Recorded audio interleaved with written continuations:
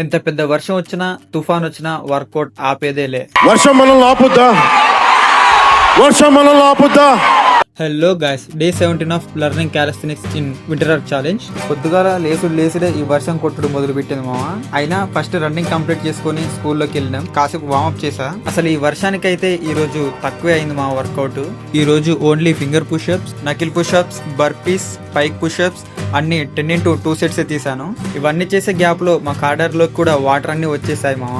అసలు ఇంకా ఎక్కువ వర్కౌట్స్ ఏం చేయలేకపోయా. ఇక ఇవన్నీ అయ్యే పనుల్లో లేవని నెమ్మదిగా స్కిల్స్ ప్రాక్టీస్ చేసా. ఎల్సీ 2 reps 5 seconds వరకు హోల్డ్ చేయగలిగా.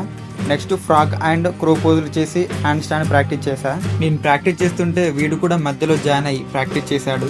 ఇవన్నీ కంప్లీట్ చేసే గ్యాప్ లో మేము ఇంటికి పోకుండా ఇక్కడే స్ట్రక్ అయిపోయినాం. ఇక అందరం కాసేపు హెలికాప్టర్ కోసం వెయిటింగ్ చేసాం. చాలా సెకలు ఉన్నారా నీలో? కానీ ఇక ఏం లాభం లేదని లాస్ట్ కి ఇదే కథ అయింది.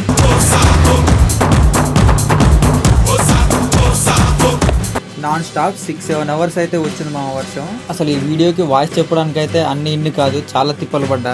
ఇదిగో మా ఊర్లో అయితే ఇలా ఉంది పరిస్థితి. సో వీడియో నచ్చితే లైక్ చేసి ఫాలో చేయండి. ఈ రోజుకింతే, మళ్ళీ రేపు కలుసుకుందాం. Bye guys.